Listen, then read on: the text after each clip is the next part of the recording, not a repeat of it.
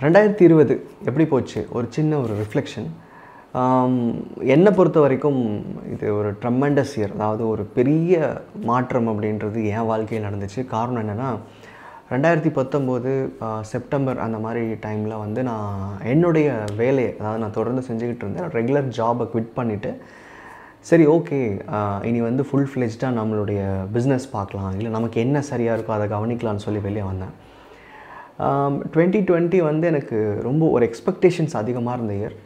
நிறைய ப்ரிப்ரேஷன் நான் பண்ணியிருந்தேன், என்னெல்லாம் லைஃப்பில் பண்ணணும், அடுத்தது என்னெல்லாம் பிளான் வச்சுக்கலாம். ஏன்னா வந்து கம்ப்ளீட்லி ஒரு செக்யூர் ஜாப்லேருந்து வெளியே வரோம். ஸோ அதுக்கு தகுந்த மாதிரி நம்ம எண்ணங்களை வச்சுக்கணும்னு சொல்லி நிறைய நான் பிளான் பண்ணியிருந்தேன். சின்ஸ் எந்த ஒரு கமிட்மெண்ட்டும் வந்து பெருசாக யாருக்கும் நான் செய்ய வேண்டியதில்லை, சொந்த பிஸ்னஸ் அப்படின்றதுனால எல்லா முடிவுகளும் என்னால் எடுக்க முடிஞ்சுது. அப்படி பார்க்கும்போது 2020 வந்து என்னை பொறுத்த வரைக்கும் பர்சனலி ஒரு கம்ப்ளீட் லைஃப் சேஞ்சிங் இயர்னு சொல்லணும். என்ன காரணம்னா, என்னால் என் சொந்த பிஸ்னஸ் நான் ஹேண்டில் பண்ணி என்னுடைய முடிவுகள் எடுக்க முடிஞ்சு அதை நான் ஜெயிக்கவும் முடியும் அப்படின்னு சொல்லி ப்ரூவ் பண்ண ஒரு இயர் தான் எனக்கு இந்த 2020. இங்கே வந்து நிறையா பேர்த்துக்கு ஒரு டிஃப்ரென்ஸ் ஆஃப் ஒப்பீனியன் இருக்கும். 2020 அவ்வளோன்னு சூப்பர் இயர் இல்லையே, நமக்கு வந்து நிறையா பிரச்சனைகள் இருந்துச்சு, பொதுவாக உலகத்தில் நிறையா கன்சர்ன்ஸ் போச்சு, அதெல்லாம் என்ன பாதிச்சுதுன்னு சொல்லுவீங்க. நானும் சொல்ல வேண்டிய வாய்ப்புகள் இருந்திருக்கலாம். ஆனால் நான் சில விஷயங்கள் பண்ணலை. அதாவது இப்போது ஒரு பாதிப்பு அப்படின்றது ஒரு சரௌண்டிங்லேருந்து வருது அப்படின்னா அதை நம்ம ஏற்றுக்கிட்டால் மட்டும்தான் நம்மளை பாதிக்கும்.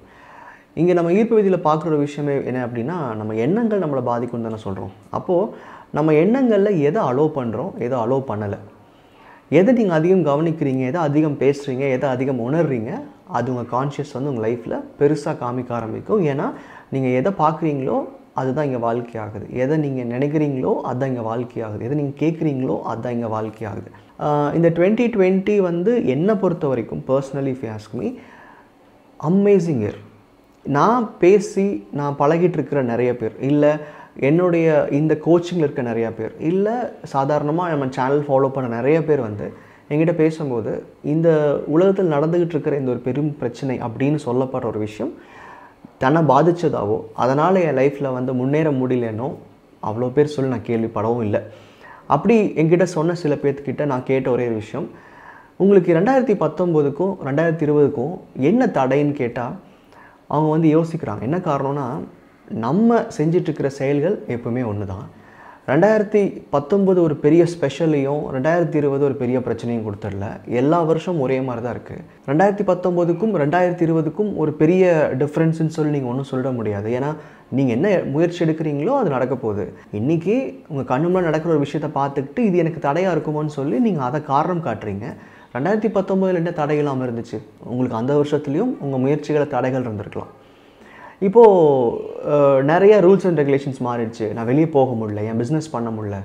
அப்போது அதுக்கான ஆல்டர்னேட் நீங்கள் தேடிருப்பீங்க. இதே தடை நீங்கள் உங்கள் முதல் பிஸ்னஸை ஸ்டார்ட் பண்ணும்போதோ இல்லை முதல் வேலை கிடைக்காம முயற்சி பண்ணிகிட்டு இருந்தபோதோ அந்த சூழல் இதே மாதிரி தான் இருந்திருக்கும். அப்போ இங்கே நான் சொல்ல வர்றது என்னென்னா, இங்கே நம்மளை சுற்றி என்ன நடக்குது, என்ன பிரச்சனைகள் போகுது, இல்லை என்ன நமக்கு பாதிப்பு இருக்குது அப்படின்றது எல்லாமே நீங்கள் பார்த்து ஏற்றுக்கிட்டால் மட்டும்தான் அது உங்களுக்கு நடக்குங்கிறது தான்.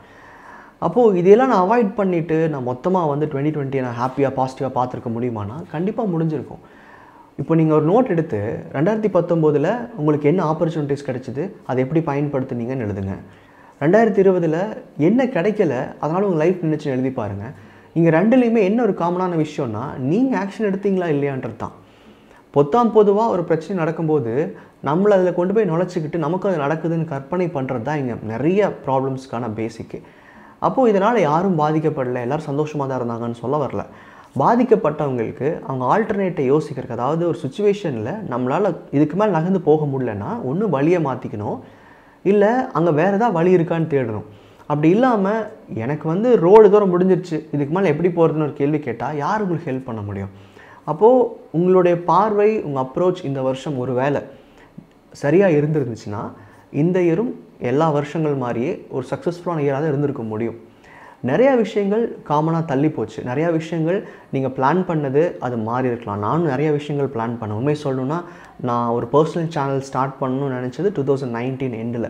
பட் அதனால் பண்ண முடியல, நான் இங்கே வெளியே ட்ராவல் பண்ண முடியாது, எதுவும் வாய்ப்பு இல்லைங்கிறனால.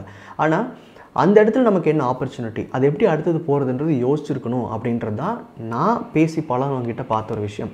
2020 சூப்பராக இருந்துச்சு அப்படின்னு ஒரு விஷயம் சொல்லும்போது சில பேர்த்துக்கு மேபி உங்களுக்கு சரியாக இருந்துச்சு, உங்கள் பிஸ்னஸ் சரியாக இருந்துச்சு, எனக்கு அப்படி இல்லை அப்படிம்பாங்க. இங்கே வந்து நீங்கள் என்ன செய்கிறீங்க, உங்களுடைய தகுதி என்ன, உங்களுக்கு என்ன வாய்ப்புகள் கிடைச்சிது, அதை பேஸ் பண்ணி இங்கே சக்ஸஸ் கிடையாது.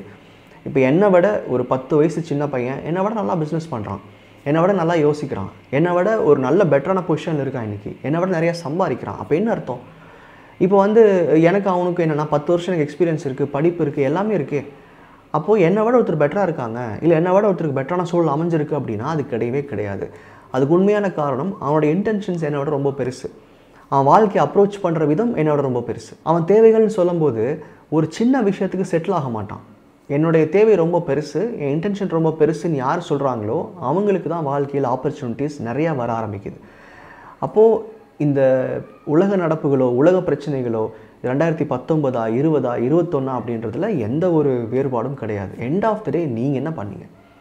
உங்களோட லைஃப்பில் நீங்கள் தடைகள்னு சொல்கிற விஷயங்கள் சரி ஏற்றுக்கலாம், ஆனால் அதை மீறி நீங்கள் என்ன முயற்சி பண்ணீங்க, என்ன மாற்றிக்க முயற்சி பண்ணீங்க? இங்கே நம்ம ஒரு பொதுவாக ஒரு விஷயத்தை பார்க்கும்போதோ நியூஸில் கேட்கும்போதோ ஆமாம் இல்லை இது நமக்கும் பாதிப்பு ஏற்படலாம்ல. இங்கே நம்ம ஒரு விஷயத்தை பார்த்து இல்லை அது கேட்டு தெரிஞ்சுக்கும் போது இது நமக்கும் நடந்தால் எப்படி இருக்குன்ற இமேஜினேஷனுக்குள்ளே தான் போயிடுறமே தவிர இந்த இடத்துல நம்ம லைஃப்பை எப்படி கரெக்ட் பண்ணிக்கிறது, அந்த கோர்ஸ் எப்படி மாற்றுறதுன்றத யாரும் யோசிக்கிறதும் இல்லை. அப்போது இந்த வருஷம் பூரா நீங்கள் என்ன விதைகளை உங்கள் எண்ணங்களை தூவிட்டே இருந்தீங்க, அந்த அவுட்கம்ஸ் கண்டிப்பாக இன்றைக்கி பார்த்துருப்பீங்க. ஜனவரியில் நீங்கள் யோசித்த அந்த வாழ்க்கைக்கும் டிசம்பரில் இருக்கிற அந்த வாழ்க்கைக்கும் பெருசாக மாற்றங்கள் நான் பின்னாடி போயிருக்கேன் அப்படின்னா நீங்கள் தூவின விதைகள் அந்த மாதிரி. ஒரு முயற்சியை செய்யணும் அப்படின்னா அதுக்கு ஒரு தடையாக ஒரு அடுத்த மனுஷனையோ ஒரு சூழ்நிலையோ ஒரு வருஷத்தையோ காரணம் காட்டாதீங்க அப்படின்றது தான் இங்கே நான் ஷேர் பண்ண நினைக்கிறேன். ஏன்னா இது த்ரூ அவுட் இந்த வருஷம் ஃபுல்லாக இந்த மாதிரி இருக்கே, நம்ம என்ன பண்ணலாம், இந்த மாதிரி சுச்சுவேஷன் போயிட்டுருக்கேன் என்ன பண்ணலான்னு பேசினவங்கள நான் கமெண்ட்டில் நிறையா படிச்சிருக்கேன். இந்த இடத்துல என்னோடய வாழ்க்கையை நான் காமிக்கிற காரணம் என்னென்னா நான் எதையும் லிசன் பண்ணலை, நான் எதையும் கவனிக்கலை. எனக்கு அப்படி ஒரு பாதிப்பு ஏற்பட்டால் கூட அது எல்லாருக்கும் நடக்கிற ஒன்று தானே. பொதுவாக 2020 அப்படின்றது நமக்கு வந்து அதிகப்படியான ஹெல்த் கன்சர்ன்ஸ் வரதுக்கு வாய்ப்பு இருக்குன்ற எண்ணத்தை தான் கொடுத்துச்சு. இது எந்த வருஷத்தில் நடக்கலாமே, இது வரைக்கும் நீங்கள் எந்த ஒரு ஹெல்த் இஷ்யூ நீங்கள் ஹேண்டில் பண்ணதே கிடையாதா, பண்ணியிருப்பீங்களே. அப்போ இதுதான் ஒரு பெரிய விஷயமா நீங்கள் ஏன் கற்பனை பண்ணீங்க, இதை யோசிங்க. இந்த வருஷத்தில் நீங்கள் வந்து முயற்சி பண்ணலை அப்படிங்கிறது உங்களுக்கு புரிஞ்சுது அப்படின்னா இது அடுத்தடுத்த வருஷங்களில் வேறு விதமாகவோ வேறு ஒரு கலர்லேயோ வேறு டிசைன்லேயோ பிரச்சனைகள் வந்துக்கிட்டே தான் இருக்கும். ஆனால் உங்கள் கான்ஷியஸ் ஒரு ட்ரெண்டுக்கு பழகிடுச்சு, அதாவது சும்மா இருக்க பழகிடுச்சு, இல்லை கம்ஃபர்ட் ஜோன் இருக்க பழகிடுச்சுன்னா எத்தனை வருஷங்கள் ஆனாலும் நம்ம வாழ்க்கையை மாற்றிக்க முடியாது. இன்றைக்கி 25 வயசில் ஒரு பணம் சம்பாதிக்கிறீங்க, ஒரு முன்னேற்றத்தை பார்க்குறீங்கன்னா அதே மாதிரி தான் 35 வயசு வரைக்கும் போகுது அப்படின்னா இதுக்கு வருடமோ உலக நடப்புகளோ காரணம் கிடையாது. உங்களுடைய எண்ணத்தில் அடுத்த கட்டத்துக்கு போகிறதுக்கான முயற்சிகளோ இல்லை ஒரு ஏற்பாடோ இல்லைன்றது மட்டும்தான். உங்களுடைய வாழ்க்கை மாறுறதுக்கு உங்கள் எண்ணங்களில் நீங்கள் என்ன யோசிக்கிறீங்க, என்ன வச்சுருக்கீங்கன்னு மட்டும் பார்த்தா போதும். இந்த வருடங்கள் ஒரு பெரிய பிரச்சனை கிடையாது அப்படின்றது தான். So 2020 it was an amazing year. 2021 இதை விட பெட்டராக தான் இருக்க போகுது.